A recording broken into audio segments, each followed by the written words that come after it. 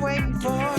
Movies, TV, music, and more. Follow, subscribe, stay up to date. Episodes drop every other Monday. It's the Matt, watch that. It's the Matt, watch that. It's the Matt, watch that podcast.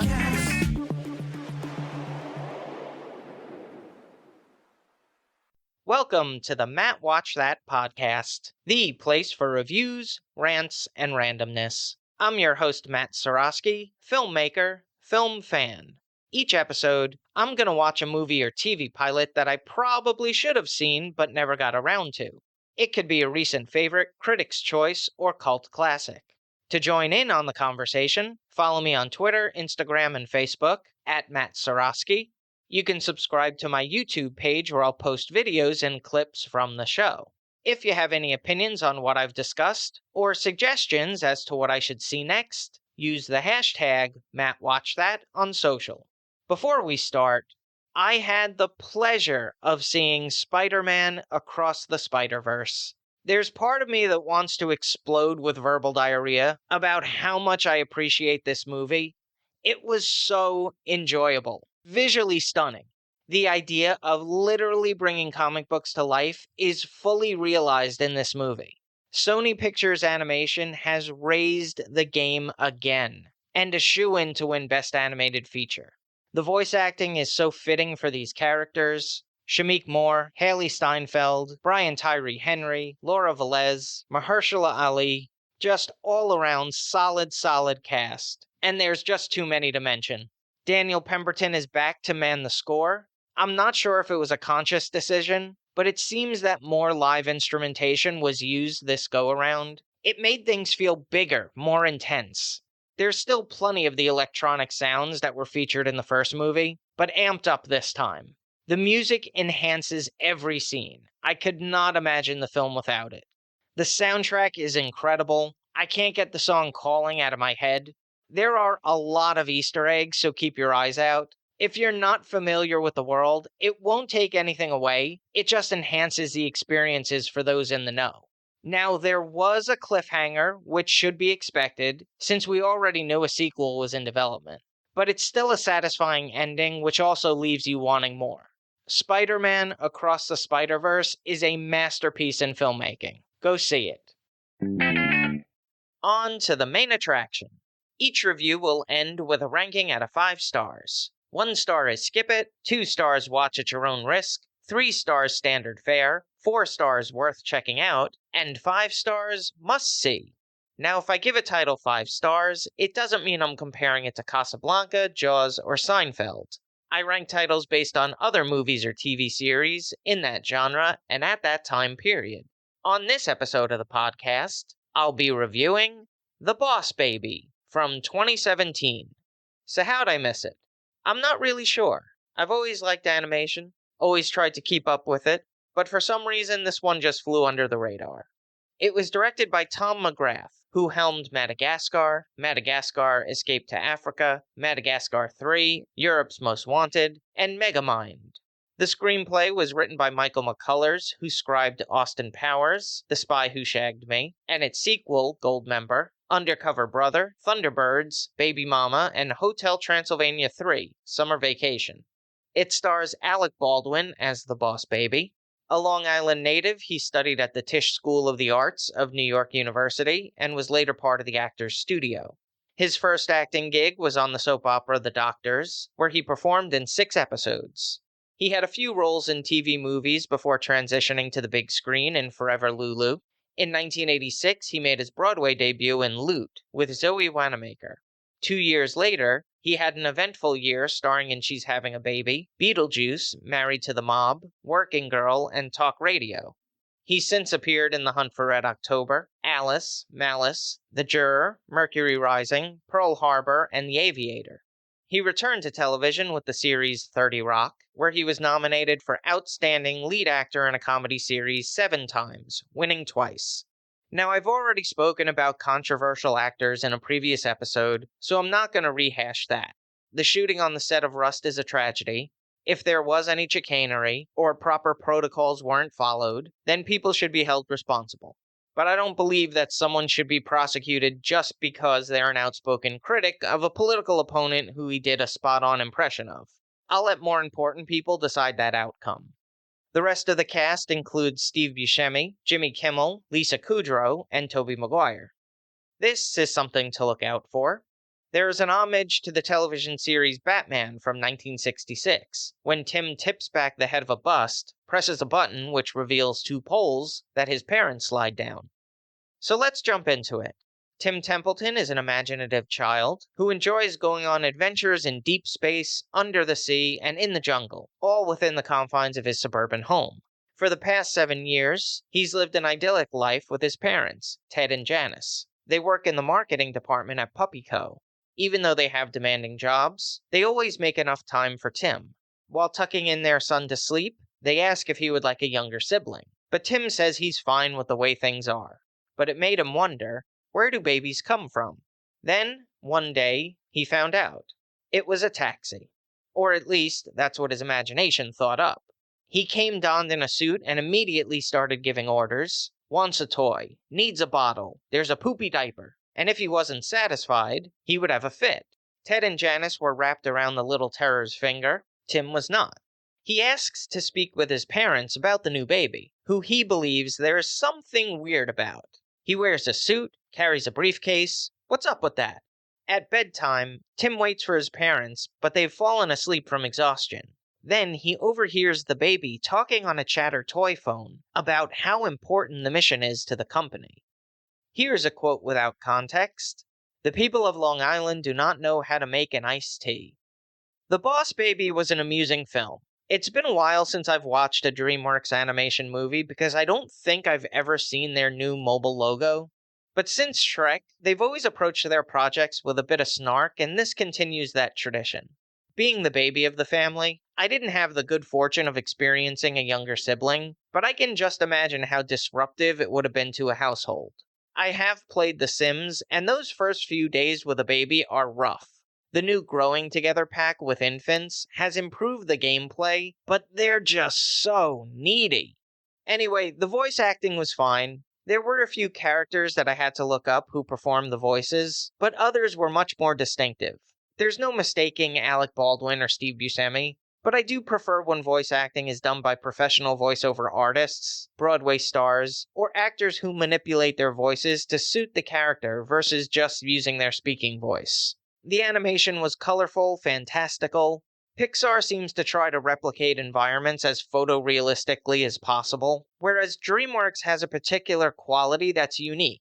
It's stylized. When Tim was on a space adventure, the scenery looked like Forbidden Planet or Flash Gordon. It also helps that part of the subject matter is told through the imagination of Tim, so the animators could play with reality, and I found that enjoyable.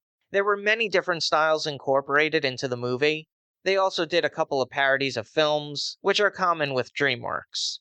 Kudos to whoever did the character designs on the baby, because the facial expressions were really funny. Now, the story is a little convoluted, especially if you're a youngster, but honestly, is a 5-year-old focusing on plot holes or enamored with the pretty colors? Now for a little trivial trivia. The first trailer was released on October 16th, otherwise known as National Bosses Day. The Boss Baby was produced by Ramsey Ann Nato, who currently serves as president of Nickelodeon Animation and Paramount Animation. The computer animation was created by DreamWorks and distributed by 20th Century Fox. It was edited by James Ryan, who worked on Turbo, The Croods: A New Age, and Puss in Boots: The Last Wish.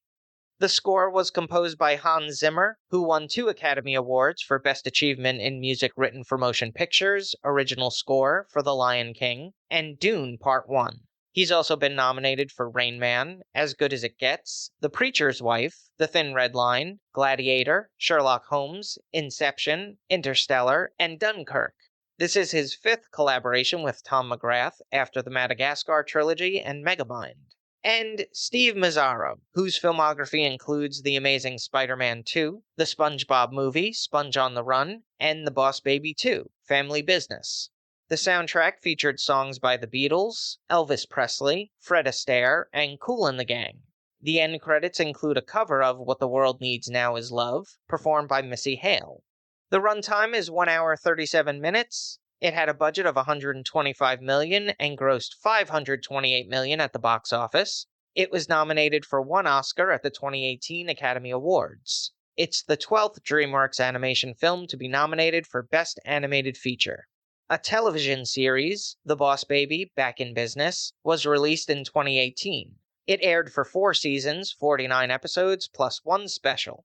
It was followed by a theatrical sequel, The Boss Baby: Family Business, in 2021, which grossed $146 million. A series sequel, The Boss Baby: Back in the Crib, premiered in 2022, and its second season debuted in April of 2023. A third film is in development. On the Ski Index, I give it 3.5 out of 5 stars. A good effort from DreamWorks, still lacks the heart of Pixar movies and the scope of recent Disney output. If you've seen The Boss Baby and have opinions on the movie, let me know what you think using the hashtag MattWatchThat. Moving right along, each episode, I'm going to post clips that I think people should watch. It could be movie trailers, music videos, interviews, or something completely random. Search for my YouTube page and there'll be a playlist called Matt Watch That Playback. Once upon a time, the Disney studios used traditional animation to bring their iconic characters to life. It involved animators hand-drawing images onto sheets of paper, which were traced onto acetate sheets called cells. They were then painted and photographed by a rostrum camera. Sometimes rotoscoping was used, where live-action movements were filmed and referenced, then traced. At 24 frames per second, a feature-animated film could require over 100,000 cells. Due to the cost and the amount of time the process took, Disney animators would often reference previous movies and recycle the animated scenes. Now, back in the day, movies were only available to watch in theaters. There was no home video market. So I'm sure the attitude was, who's gonna know? But with the invention of VHS, DVDs, Blu-rays, and now streaming, all of that content is readily available. And observant watchers noticed this phenomenon and created videos with side-by-side comparisons. Hopefully this won't take anything away from the Disney magic. But I've selected a video which shows the recycled or referenced images, and you'll see that the similarities are uncanny.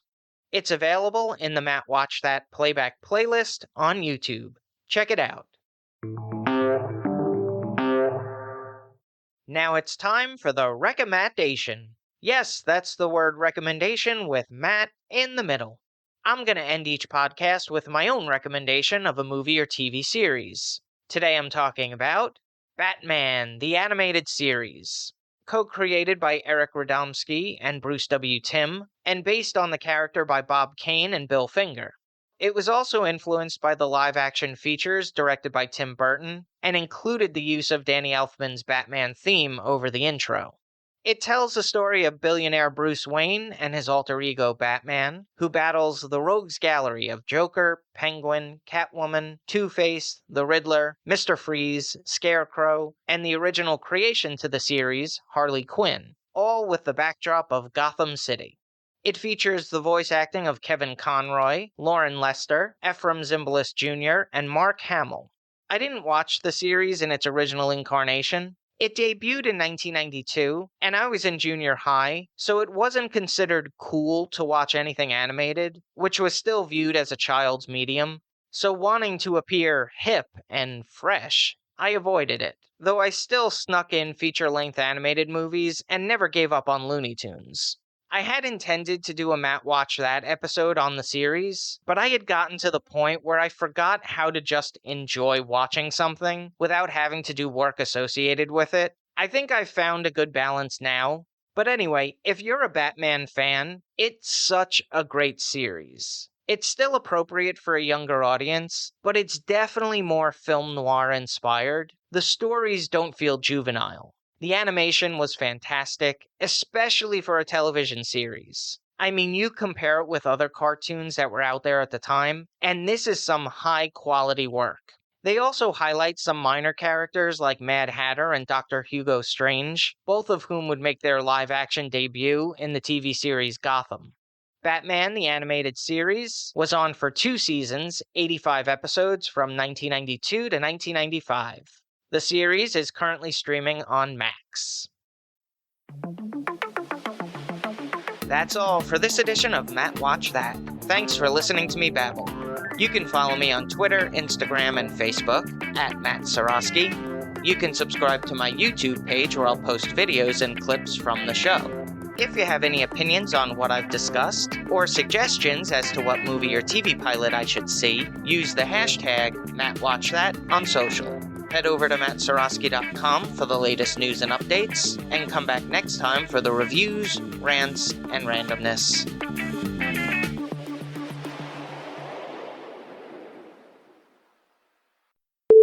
Shamik Moore, Harry Seinfeld. Tim Templeton is an imaginative... There's a lot of the in that word. Mercury Rising, Pearl Harbor. When did I suddenly become Bostonian? Pearl Harbor.